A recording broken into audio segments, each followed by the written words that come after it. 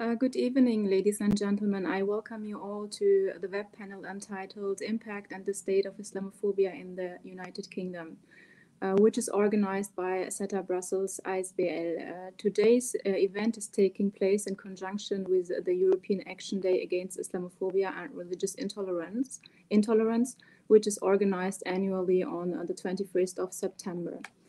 In the last years, Islamophobia is on the rise in the United Kingdom, and we often hear about attacks on houses of prayers or on people who appear phenotypically Muslim. Muslims become direct targets in the society or may be excluded from the job market even if they show same qualifications as their fellow citizens. Today, we will talk about the daily lives, societal and institutional challenges Islamophobia is causing for British Muslims. Therefore, we have distinguished guests from the United Kingdom among us who will deliver their speeches one after the other on different topics. Our panelists today include Mr. Aristotle Kallis from Keele University, Amina Easat-Daas from the Montfort University, and Omar Begg from the British Association Muslim Engagement and Development. Welcome. Before I give the floor to Mr. Kallis, I would like to make an announcement, and then I will introduce Mr. Kallis. So we will have a question and answer round at the end of our panel today, and therefore our audience can leave their questions in the comment sections of our social media accounts. And the questions will be answered at the end of our web panel. Mr. Aristotle Kallis, he is a professor of modern and contemporary history at Keele University in the United Kingdom, and his research interests revolve around fascism and contemporary radical or far-right in transnational terms, with a particular focus on the mainstreaming of extreme views and on the processes that facilitate taboo-breaking language and behavior. He has published extensively on the history of fascism and radical right, on the rise of far-right extremism in Greece and Germany, on the mainstream extremism nexus with regard to a number of key themes in the ideology of the far-right, including nationalism, sovereignty, and attitudes to particular groups of the other, and on Islamophobia and anti-Semitism. He has provided written and oral evidence to committees of the UK Parliament and participated with international NGOs in international forums, such as the United Nations Human Rights Council, the European Parliament, the Council of Europe, and the OSCE OTIR.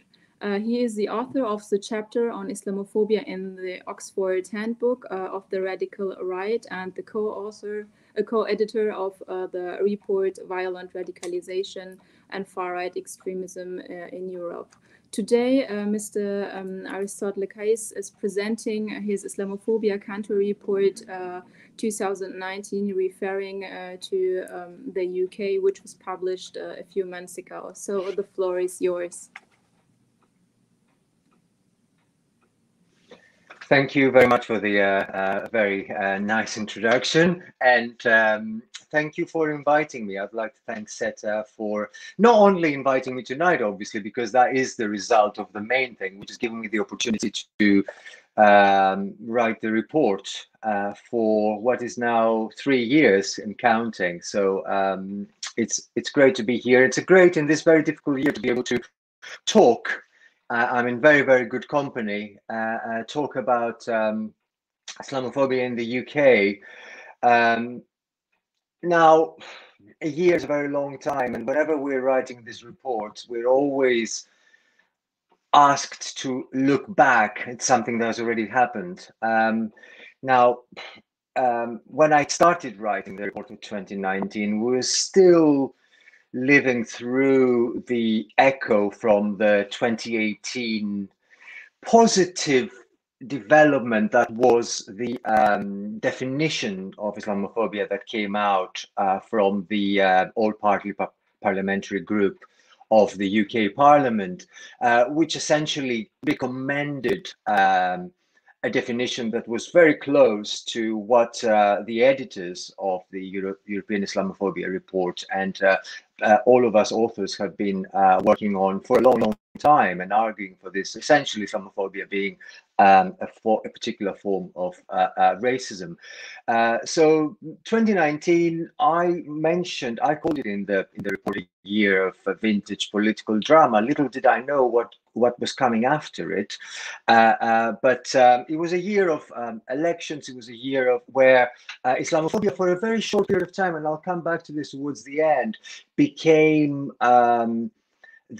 one of the main topics of political debate. There was a party election before, a leadership election in the Conservative Party before there was a national election, of course. And during this televised debate, of course, there was a moment where Islamophobia appeared to be almost like this illusion that it appeared to be coming to much closer to the center of the political debate. The moment passed, but it was important that it was discussed in that respect. Take this in addition to the 2018 Islamophobia report, and of course, there was some sense that the debate was changing. Of course, the reason why all this was happening was not necessarily good. It wasn't good at all. 2019 was not an exception to previous years. We recorded a rise in hate crime in all pillars, whether it was online or offline, verbal or physical, on street or against places of worship, arson attacks against mosques, for example. The report tries to capture a picture that is, of course, worse than it was in 2018. So there's a steady narrative in that respect. But as we encounter every year, and that is not only a case for the UK, but across the board, it's very, very difficult to capture, even in an extensive report, the extent of Islamophobia in a society like the UK, because only a small number of incidents are actually properly reported and captured and recorded as Islamophobic cases by the system that the UK government has put in place in the Home Office. But the second caveat in this discussion, and one that I try to emphasize when I'm reading the report, is the fact that there is a lot of lower intensity verbal attacks and intimidation, both online and offline, that barely captures. So every now and then we come across a lot of stories about people who were verbally abused, and in London Underground, or while going to work, or small, low level, not the sensational, into inverted commas, events that make it to mainstream press. And these incidents, which are so many and so widespread and so woven into the everyday life of so many people within Muslim communities, go unreported, and are very, very difficult to capture in many ways. Of course, 2019 was no exception in another respect. It showed us how vulnerable Muslim communities are to international events, so not just national events, but international, such as 2019, of course, almost started with the Christchurch massacre in New Zealand, and that instantly recorded a massive spike in Islamophobic attacks in the UK. So it shows how interconnected all public spheres are with regard to what is emerging as an absolute common denominator of prejudice and spite, which is Islamophobia. In 2018, little did I know as well, I had included a certain politician in the network of Islamophobia in the UK for a particular comment that that politician made. Little did I know that in 2019, the year would end with that politician is in a very, very prominent position. That ran me into a bit of a trouble. but it is interesting to note how much a particular party monopolized the discussion of Islamophobia in the UK, and I'm referring to the ruling party, the Conservative Party in the United Kingdom. During 2019, a lot of allegations were made with regard to how normalized and routinized Islamophobia had become in the party, with prominent party candidates engaging in Islamophobic postings on social media and comments and writings and everything on a daily basis. In fact, Baroness Varsi presented a dossier documenting 110 cases of Islamophobia within the Conservative Party. Of course, Baroness Varsi is not unknown. She has been a very, very prominent campaigner, the most prominent face in the Conservative Party. But it was quite sobering to see all those allegations coming from her at the time of political drama in the UK. The 2019 reminded us of problems with regard to Islamophobia in all fields. So I'm not going to talk about all of them individual, obviously, but I just wanted to highlight a few of those points. The United Nations Human Rights Council was presented with a report on racial discrimination and xenophobia in the UK by the Special Rapporteur on Contemporary Forms of Racism, Racial Discrimination and Xenophobia. And that report is particularly scathing with regard to what's happening in the UK. There is a quote. I use quite a few quotes in the report, but I would like to mention this to you. I'm quoting directly from the rapporteur's own report. Race, ethnicity, religion, gender, and disability status continue to determine life chances and the well-being of people in ways that are unacceptable and in many cases unlawful. This kind of reality is prevalent in a number of fields. There was another report in terms of employment, and it says that regardless of the legislative developments, discrimination on basis of religion and race remain pretty much at levels that were in the 1960s, which is quite a sobering finding in many ways. In 2019, we had a very interesting discussion about Islamophobia in mainstream media. I'm in very good company in this respect. There are organizations, the Muslim Council of Britain, of course, who are constantly campaigning against what is essentially a mainstreaming of Islamophobia and a routinization. I keep talking about this one. It's almost something that's happening by default and nobody's registering in many ways in mainstream media. But it was great to hear it, at least for a moment, that from within the constituency of mainstream media, this realization and this acceptance that Islamophobia remains exceptionally problematic. What is me particularly is the framing of that discussion about Islamophobia and the definition of Islamophobia that I talked about earlier on as something that goes against freedom of speech. This is an argument that, again, it's not unique to the UK, but I would go as far as saying that it has a particular resonance in the UK because of this particular emphasis on freedom of speech as being associated somehow with British values and so on and so forth, part of that general discussion.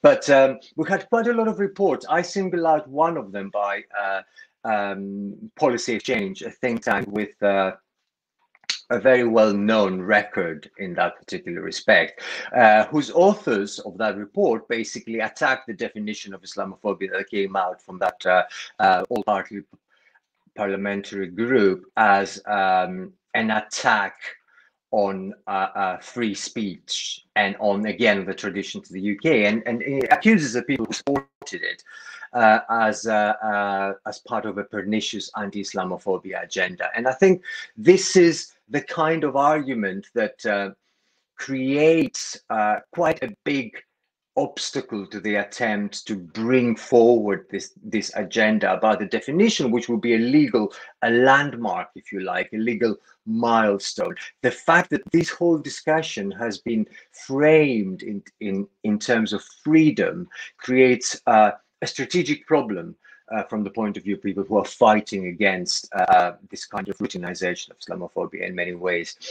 I would like to finish with an observation, and I think I am not here to say anything new in relation to how institutional Islamophobia has become and continues to be in the UK, how increasing the threat to Muslim communities is, how pervasive it is in media and employment and justice and politics and so on and so forth. All these, I hope the report does a acceptable job in terms of capturing and presenting.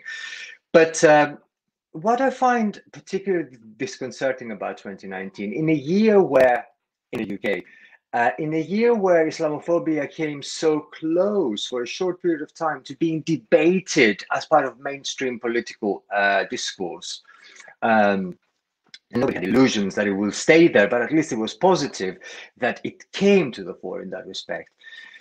I find very disconcerting how much we ended up talking for a short period of time about Islamophobia and how little, almost at all, we ended up talking by the end of that year. So in a year of vintage political drama, Islamophobia nearly made it to the top of the agenda and then basically petered out. And I don't know in the end what is more disconcerting. Is it the rise, and they are both disconcerting, I'm not saying they aren't.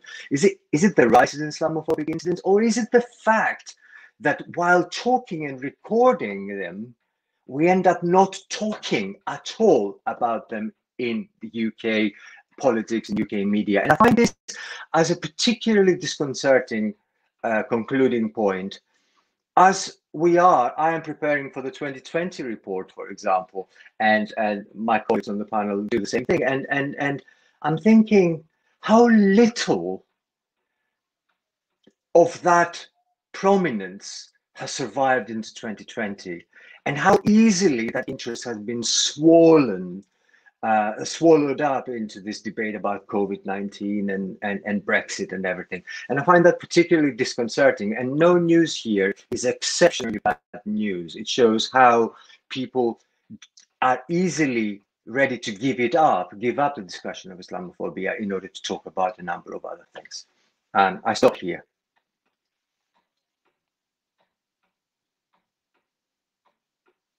Mr. Kallis, so it was a good over. Okay, I think you can hear me now. So I'll try again. No. So thank you very much for your presentation. So it gave us a good overview about the state of Islamophobia in the United Kingdom. So before I give the floor to our second speaker, Madam Amina Easat-Daas, I would like to inform the audience about the European Islamophobia Report, of which actually your country report of the UK is part of. And the European Islamophobia Report is being published annually since 2016. Madam Amina Easat-Daas is also one of the regular contributors to the report. And this year, the 5th edition of the European Islamophobia was released. In total, 35 local scholars, experts, and civil society activists who are specialized in racism and human rights contributed to it. The Islamophobia report includes in total 32 country reports and investigates in detail the underlying dynamics which directly or indirectly support the rise of anti-Muslim racism in Europe. So the report is downloadable on its project website. It's called Islamophobia.com, so you can have access to the entire report if you want to download it, or even to the country reports themselves. So our speaker now is Madame Amina Easat-Daas. She is an early career academic fellow at Montfort University in Leicester, where she lectures in politics, and her research interests include the study of Islamophobia and in particular gendered Islamophobia. So today she's also going to talk about the gendered Islamophobia too. And yeah, her forthcoming manuscript is entitled Muslim Women's Political Participation in France and Belgium. And alongside her academic scholarship, Easat-Daas has regularly worked with presented her work at the OSCE ODIHR, the European Parliament, and the Council of Europe. So she also engages with media on Muslim-related current affairs. And today she's going to talk about the present situation of Islamophobia in the UK, and she will also focus on the necessary actions to be taken in order to tackle Islamophobia. So the floor is yours. Thank you very much. So thank you to SETA and my esteemed colleagues. It's an honor to be speaking here with you today. And I note that it's particularly pertinent given that today is the European Day of Action Against Islamophobia. And even more so, the pertinency increases when we consider that the UK seeks to remove itself from the European Union. So perhaps we become dislocated from developments that could emerge in the European political arena. So as Kevser mentioned, my research focuses heavily on gendered Islamophobia. I look at France and Belgium and Muslim politics in Europe. Today, I want to talk about the gendered nature of Islamophobia in the UK, but I too, like my colleague, Dr. Kallis, want to talk about the definition. I think that the definition of Islamophobia is crucial. It definitely sets the UK apart, and it did present a moment of hope within the UK arena of documenting and countering Islamophobia. So just to restate, the definition that was put forward by the all-party parliamentary group on British Muslims defines Islamophobia as Islamophobia being rooted in racism and as a type of racism that targets expressions of Muslimness and perceived Muslimness. Now, straight away in the UK, that gives us a background from which we can work. It's important because it underlines the role of the racialization of Muslims. Muslims are constructed as a racial group and therefore suffer as though they were one homogeneous entity. It also underlines the fact that Islamophobia functions without the presence of Muslims, and it functions without individuals having an understanding of what Islam or Muslimness actually constitutes. And really, as Dr. Kallis mentioned, this moment in 2018 really presented a glimmer of hope, but sadly it was rejected by our parliament. And note that the British APPG on British Muslims was cross-party. It had notable members such as Wes Streeting from the Labour Party or Baroness Nedavasi of the Tory Party. So really it had credence and credibility. Sadly rejected by Parliament. That was the time that Theresa May was Prime Minister. But going back to that glimmer of hope, it was the definition has been accepted by numerous local authorities in the UK. So we have Oxford, Newcastle, Manchester, Birmingham, and numerous parts of London, such as Islington, Harrow, or Brent. It's also been accepted by numerous UK political parties, not all. We have parties such as the SNP, the Scottish National Party, the Labour Party, the Liberal Democrats, Plaid Cymru, among others. And furthermore, it's accepted by numerous academics and organisations key in the field of Islamophobia studies. And I think here really the importance of the British definition highlights the fact that we need to have a basis from which we can talk about Islamophobia. We need to have a common understanding of what Islamophobia entails. So recently I was involved in a project funded by the European Union with the University of Leeds to combat Islamophobia and looking at best practice that exists across the continent. And I would argue that this definition is an example of best practice. Unfortunately, it's not been massively accepted, particularly where it counts in the ruling party and in government. but it represents a step in the right direction. And I would argue that this is something that needs to be done across the continent and arguably globally, given that Islamophobia is increasingly normalized, banalized, and also spreading internationally. And we can consider examples such as in the USA, or we can consider examples such as in places like China or India, which are from the global south.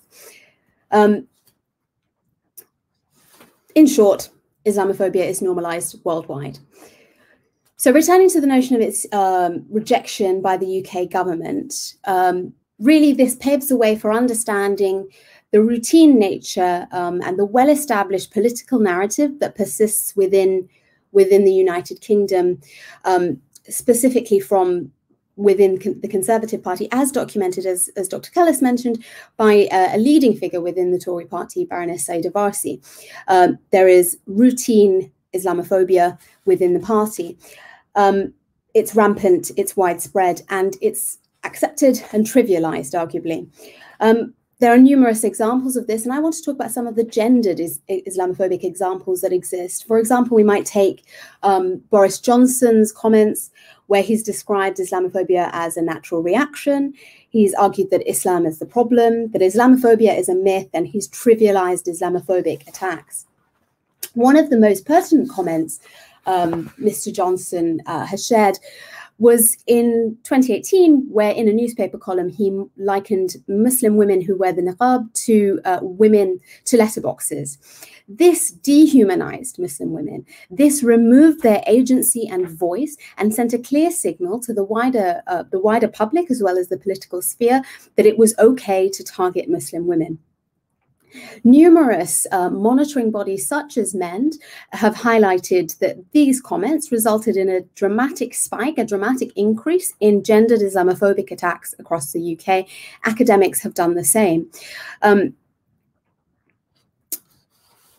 Continuing on the theme of gendered Islamophobia, we find that there have been, within the Tory party, in spite of comments like this, there have been calls for an investigation into Islamophobia in the party, yet unfortunately this hasn't been responded to or perhaps put into action.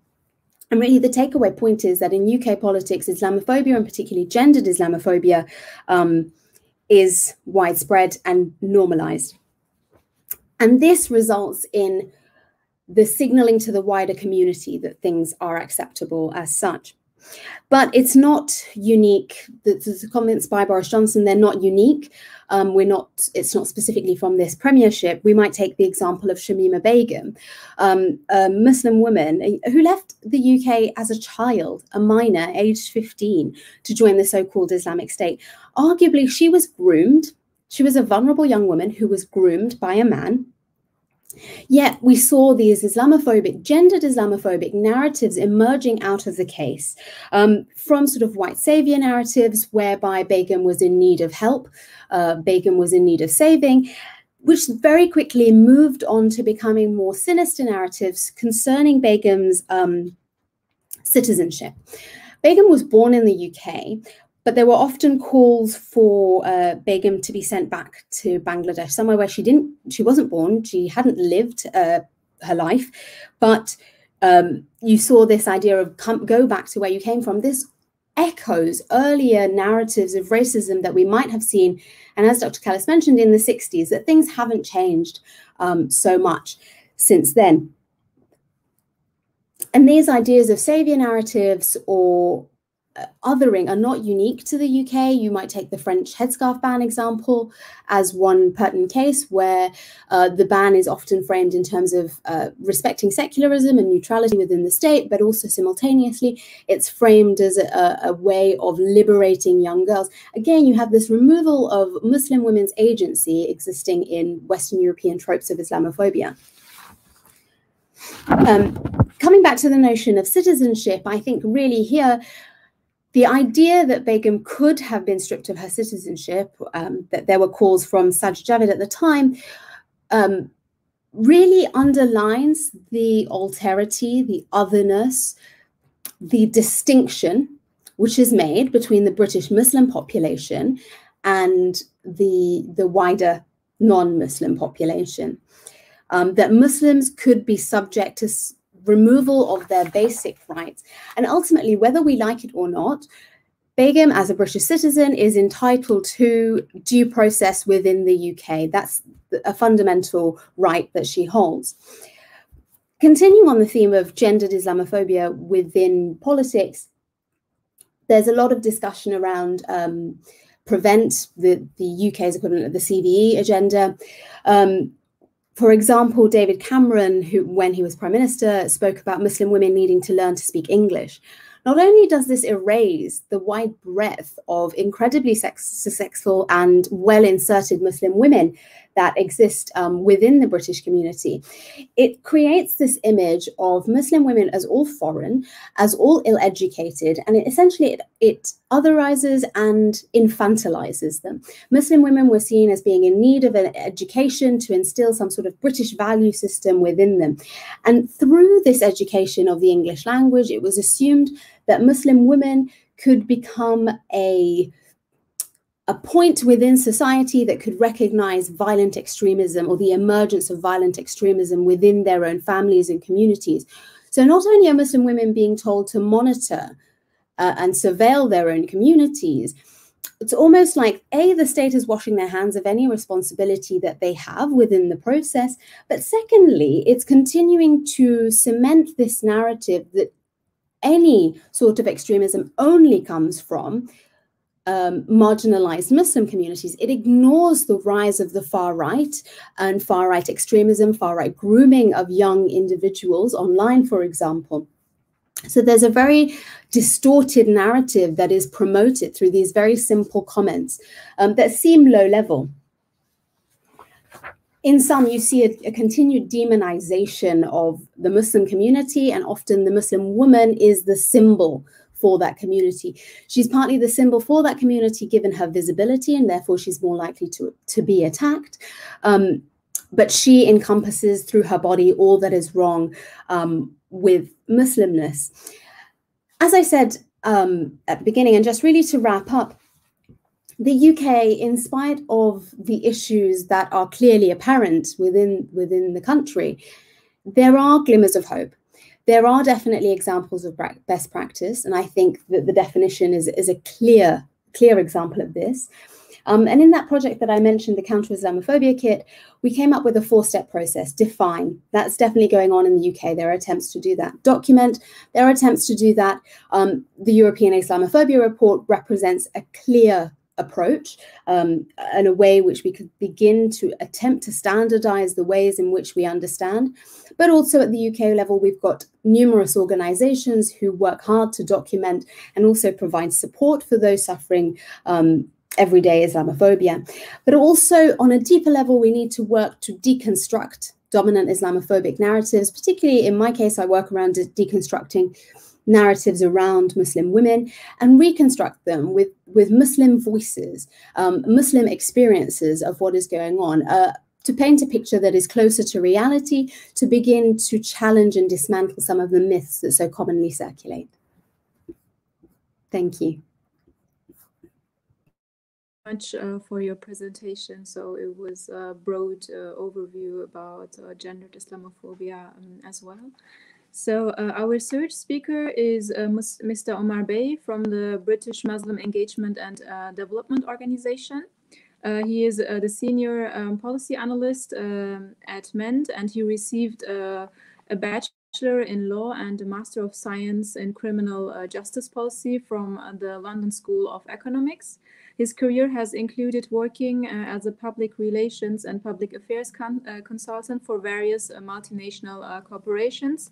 And Mr. Bey currently volunteers as a mentor for current and former prisoners at one of the UK's largest charities. Mr. Bey will talk about institutional challenges Islamophobia is creating. So he will focus on legal support, legal process improvement or lobbying aspects for Muslim communities in tackling Islamophobia. So the floor is yours. Thank you very much, and thank you to SETA and my fellow panelists for sharing this discussion with me. It's a great honor to be here speaking about it. And yeah, I guess when we talk about institutional Islamophobia, I think Dr. Aristotle and Dr. Amina have already touched on many of its manifestations, but to properly understand institutional Islamophobia, we need to firstly understand it through the lens of institutional racism.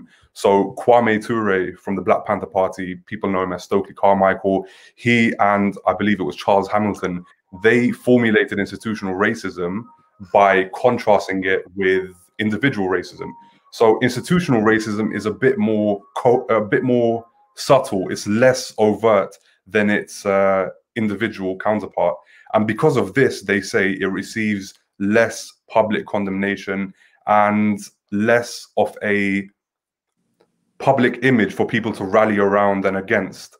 So I think in the UK context, the Macpherson report took this a step further and built on this more subtle nature of institutional racism by talking about the different processes, attitudes, and behavior in its manifestations. So when we talk about institutional Islamophobia, we build on this. We use examples of Islamophobia, but which may not necessarily fit the trend of Islamophobia we're used to. So sometimes we see women with the hijabs being ripped off. We see Muslim brothers who look visibly Muslim being attacked or verbally abused on the street. But the reality is this is just the tip of the iceberg. At MEND, we see Islamophobia as more than just a hate crime. So it includes the economic, the media, the general societal disempowerment and disenfranchisement that Muslims face on a day-to-day basis. And this is sort of what my speech will be centered around. So let's start off with the economic disempowerment that Muslims face and how institutional Islamophobia is manifested there. So we undertook a survey of around 1,000 British Muslims at MEND, and we found that nearly 30% of them felt that they'd been discriminated against when it comes to applying for a job or looking for more vertical growth within their career choice. And, you know, this is something which is not just felt by us, but it's something which has been echoed by other sources as well. So the BBC, for example, found that people who submitted CVs for jobs with Muslim-sounding names were 3 times less likely to actually get job interviews. Now, what this could suggest and could be interpreted as is that there are societal disadvantages in place which mean that people see Muslims or perceive Muslims' ability to fit into their workforce as not appropriate, which we turn to look for in more detail in my next point, which is about the media. So this is sort of the foundation from which institutional Islamophobia can be argued to be based on. So the media, to put it into perspective, gives information to people in the UK. 75% of them have been found by YouGov to say that they know nothing or next to nothing about Islam. So these are people who, by and large, they could be our neighbors, for example, or they could be people in remote parts of Scotland who have had very little or no interaction with Muslims. And 64% of those people said that what they knew about Islam or Muslims was acquired through interactions with the media or digesting information from the media. So that sets us up for a situation in which a lot of responsibility is on the shoulders of these media outlets to provide a good narrative of Muslims. But research has shown that for every 21 negative stories about Islam, there's only 1 positive story put out about a Muslim or Islam. So there's a huge disproportional output as to how Muslims are presented and how Muslims are portrayed in the media. And we feel that, you know, these representations actually directly contribute to the hate crime and discrimination that Muslims face. So the employment example that we looked at the very beginning, that is and could be a direct result of the images people digest about Muslims. So when we talk about the triple penalty that Muslim women face in the employment sphere, a lot of that is to do with, for example, employers feeling they won't be able to, Muslim women won't be able to live up to the expectations of a job because they may have a family at home or they have family duties to carry out at home. And they may feel that Muslim women may not be as outgoing as, for example, other members of staff. And this is because the media fuels narratives which portray Muslim women a certain way. Dr. Amina touched on these earlier as well. And then another example of how the media is failing to be held to account in terms of regurgitating this institutional setback for Muslims is the fact that the current regulator, IPSO, is simply failing its job. And the government has continued to fail to fully implement the Royal Charter on Press Regulation, which means that, you know, the mainstream press is not being adequately hindered or, you know, put off from spreading unfair, untrue statements or stories about Muslims. So yeah, we've looked at the economy, we've looked at the media, and that brings us on to the final strand of an example of institutional Islamophobia, which is just society in general. So I'd look at the criminal justice system and then the policy world as well. So in the criminal justice system, I think over the past 10 years, the number of Muslims in prisons have increased by 48%, right? So Muslims, to put it into perspective, make up around 5% of the UK population, but they make up 15% of the prison population, according to the Lamy Review and various other documents and official papers. So there's, again, another hugely disproportionate representation in a negative sense, okay? And this, again, suggests that there are structures in place in the criminal justice system which put Muslims at a disadvantage, whether that be their over-policing, whether that be the type of stereotypes members of the judiciary rely on when passing sentence, which means Muslims are in prison for longer. There's a whole host of reasons, but the reality is that Muslims are, unfortunately, more heavily represented in these type of negative areas. And then we move on to the policy realm. So Dr. Amina has already touched on the PREVENT strategy, our equivalent of the CVE. And basically what this does is put on a statutory footing that Muslims are a suspect community, that Muslims are a community which needs to be watched, surveilled, and which needs to be dealt with in a significantly more disproportionate and heavy-handed way to other communities around the country. And yeah, so this leaves us in a very unique situation whereby a lot of the examples of institutional Islamophobia are right in front of our faces and eyes, and they are failing to be addressed. And why they're failing to be addressed are, like, the reasons are plenty. But again, Dr. Amina and Dr. Aristotle have touched on one of the primary ones, which I believe is the lack of an agreed and government-endorsed definition of Islamophobia, which Muslim communities actually support. So I think the last part, Muslim communities actually supporting this definition, is crucial. We can't have a definition of Islamophobia which sort of dictates what the form of oppression is that Muslims face when it's completely separate from their actual experiences. So you need Muslim-led and Muslim-supported organizations like us, for example, as well as many others, to actually be engaged in the policy-making process to make sure that Muslim communities' concerns are heard. However, what you're faced with is a situation where many community organizations are actually blacklisted by the government. So that's a massive policy dearth in the UK. What we also need to do, as Dr. Aristotle said, is encourage more Muslims to report their experiences of Islamophobia, and that needs trust to be built between the communities that are policed as well as those carrying out the policing.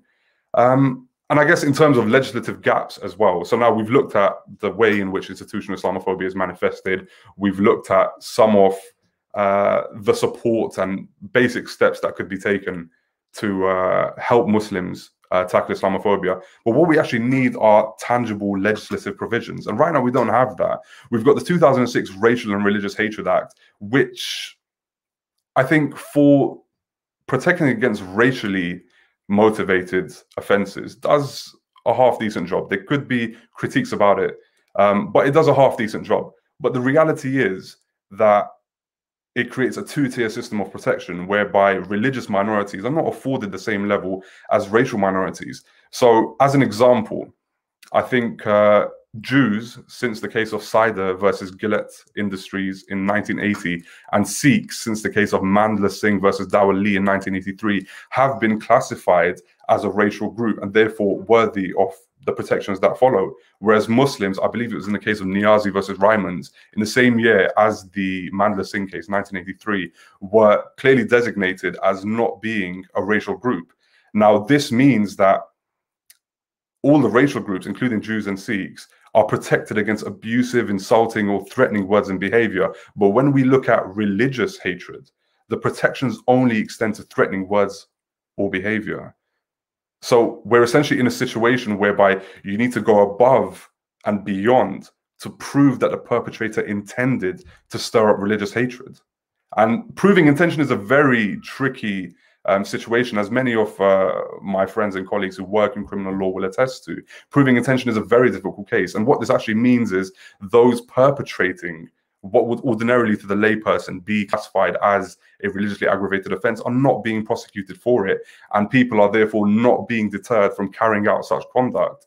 And yeah, Citizens UK, I believe in a report, found that almost 80% of such aggravated offences don't actually lead to a charge or a summons in court. So we're left with a very, I would argue, ineffective legislative framework, which, you know, many people have touched on how it needs to be addressed. But as Dr. Aristotle used as an example, the Scottish bill right now that's going through the Scottish Parliament in Holyrood, you know, it's facing opposition from certain groups who are basically saying that, you know, you can't protect against religiously motivated abuse because it touches on or could infringe the freedom of speech. So we're facing a very uphill battle, and the institutional Islamophobia is so deeply embedded that to want to fight in a productive way for the civil rights and civil liberties of Muslim communities actually puts you at odds, according to the popular discourse, to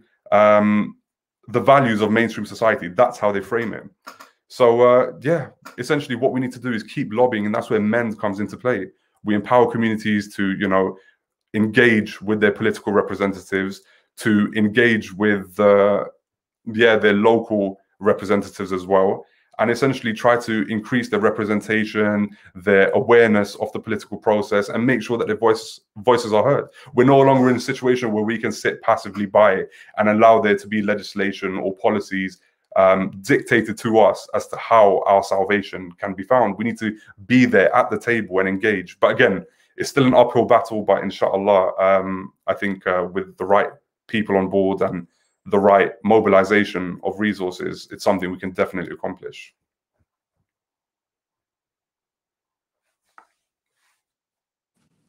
Thank you very much, Mr. Bay, for your presentation and also mentioning the lobbying aspects. So now we will start the question and answer round, but we just have one comment and one question. So one viewer, he has written that Islamophobia is not just in UK, it's everywhere and also in Islamic countries. So I will just leave this comment. And then Serdar Irmak, he has a question. I'm just asking, and then if you have an answer, you can just jump in. Sir, is there any about Islamophobia supporter politics producing and finding funds of this with, sir, is there any about Islamophobia supporter politics producing and finding funds of this with rising change religions in favor of Islam at UK? So I think you have seen also the question. I didn't understand the, like, maybe you can. And then I have also prepared them as a question, so maybe I will ask them to you. Madam Easat-Daas, she spoke about creating the own narrative when it comes to Muslim women. I think this is a really important aspect, but I would like to know if there is a space given to these Muslim women where they can try to create this narrative. Because if there is from my point of view, if there is a space, it's really good. But if there is no space, and if these women stay like unheard, so it might be problematic. So what is your point of view on that? So thank you for the question. On the one hand, I would say we need to take that space. We need to take that space ourselves and fill that narrative and create our own opportunities. about challenging the narrative. So I'm currently undertaking some work looking into creative responses to Islamophobia. So often we're bombarded with statistical evidence, and as Mr. Begg points out, that's not always even correct. There's misinformation spread widely in the media, and that's one of the common sources of these narratives. And I'm looking at ways in which we can begin to challenge that through creative resources. People aren't necessarily engaging with statistical evidence, and it's not always a complete picture. We're always seeing we're only usually seeing the tip of the iceberg.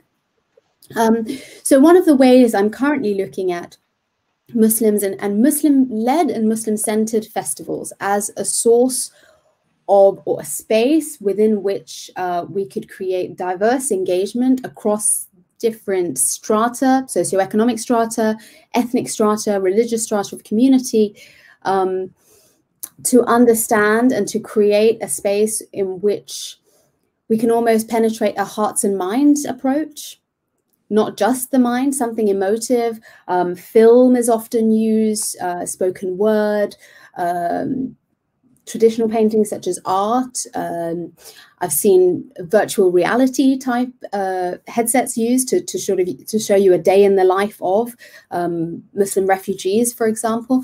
So there are other ways in which we can perhaps challenge the narrative.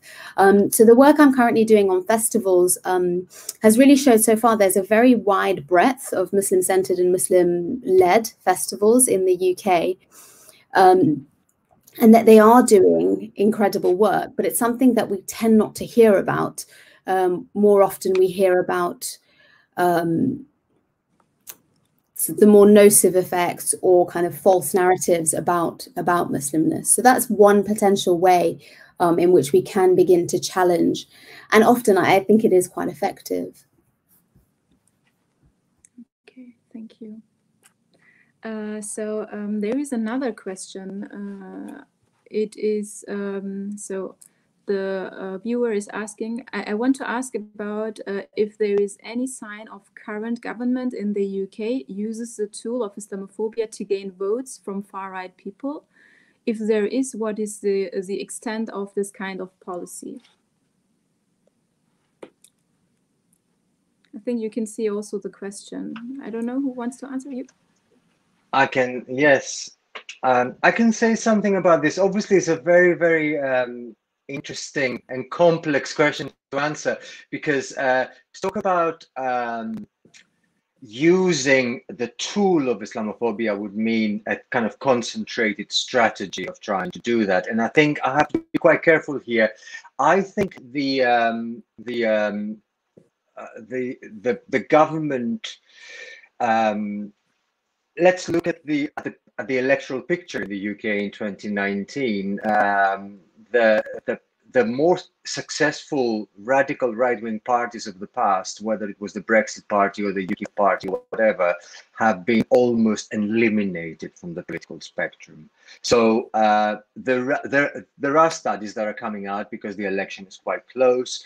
They're actually showing that the large majority that the Conservative Party won in the 2019 election was to a very big extent, not exclusively. It drew votes from different constituencies, but it came from voters who had previously voted for from radical right-wing parties.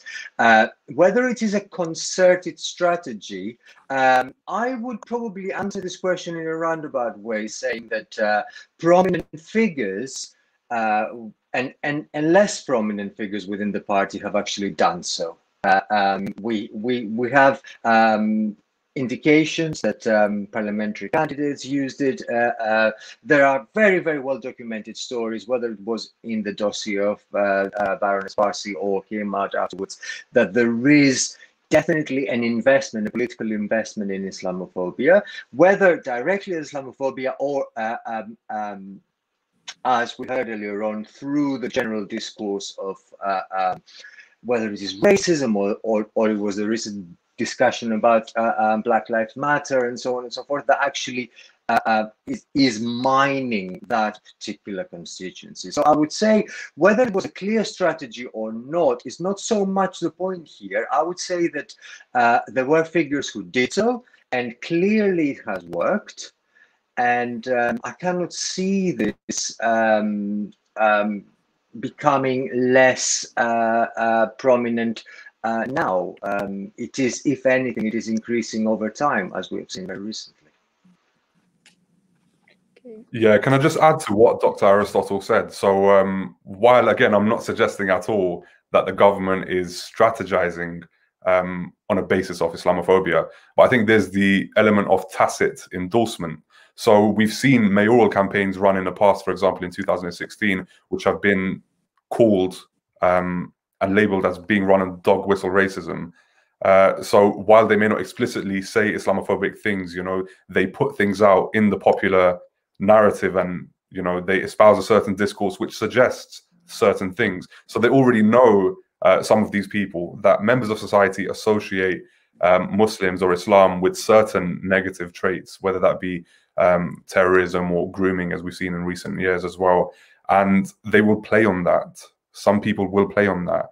And what is damning is the fact that these people have gone on to essentially receive no consequences for those actions. We've seen certain people actually elevated to the House of Lords who previously engaged in such dog whistle racism. We've seen a prime minister who said what some would undoubtedly perceive as Islamophobic, many comments, and he's actually faced no consequences for it. So again, I'm not trying to say that people run or overtly espouse Islamophobic sentiments, but you know, it is a constant presence there, and the lack of condemnation is telling in and of itself.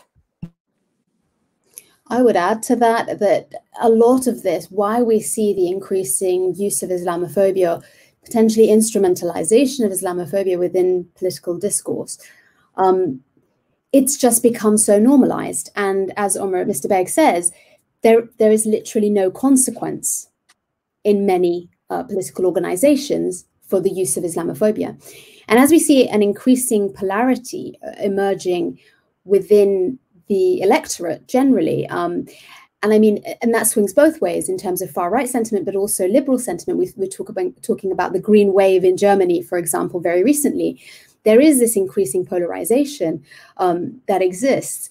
And I think that that contributes so that the more extreme views, we might say, are becoming more normalized. The more fringe views are adopted by typically centrist parties. But across the continent, it's not, I think it's not unique to the UK, this instrumentalization, I would describe it, of Islamophobic rhetoric. I'm surprised we haven't discussed this so far, but one of the, and this is in a climate where we're not approaching elections in the UK, but Craig Whitaker, the Tory MP for Calder Valley, said about COVID, has said sections of our community are not taking the pandemic seriously. And then when probed further to confirm by whether he meant whether by sections of the community he was referring to Muslims, he said, of course. And this is when we're not even vote seeking. It's so trivial and so without consequence that it appears in the political discourse. So if it's heightened around a voting period, it's not going to be a surprise when we consider that background context of increasing normalization. And I think my colleagues have touched on that in both of their contributions. Thank you, Madam Easat-Daas. So I have one last question. Maybe Mr. Bey will want to answer it. So it's so I want to now focus on the identity aspect. So how far does the current political atmosphere or the atmosphere in general is having an impact on the British Muslims' identity? So can they feel British when they are excluded from the system, or when it comes to structural racism? So how do British Muslims feel? Can they feel British or not? Or, yeah. So I think as a British Muslim myself. It's not about feeling British. We are British. I'm very much British. My ancestry is from Pakistan and East Africa, but I am British. I'm a part of the fabric of the society, just as someone with lighter skin than me, as an example. But I think the apparatus, how it is measuring our Britishness, that's where the problem lies. So Dr. Amina touched on Shamima Begum as an example, and there have been many other cases of people whose citizenship is conditional on meeting certain values and requirements. Now, these are being imposed on us. We are now being forced to choose between an identity which is inherently ours and an identity which is being thrust on us. So I think the whole talk about British values and how it's being propagated and absorbed in the mainstream, not only media now, these are in schools. This is on a statutory footing with the prevent duty and the entire countering violent extremism network as we know it in the society. Now, what this does is really put Muslims between a rock and a hard place. Are we now to renounce certain aspects which have been designated as foreign and other, or are we to, you know, show society, which we shouldn't be in a position where we are forced to prove our Britishness, but that's the situation we're in now. We either renounce or we go above and beyond to prove. So I think the system as we know it today needs to be radically reformulated in a way which doesn't put pressure on minority communities to push and prove beyond what's expected of any other member of our society, really. I would like to thank you all for this nice panel. So we come to the end. If you don't have any comments to make, or if there is anything you want to say, you can say it now. Is there anything you want to say? No? Okay. So I thank you all to joining, that you have joined us and that you have contributed to our panel. And I also thank the viewers and also for their questions. So have a nice evening, and I hope to see you on another panel as well. Good evening.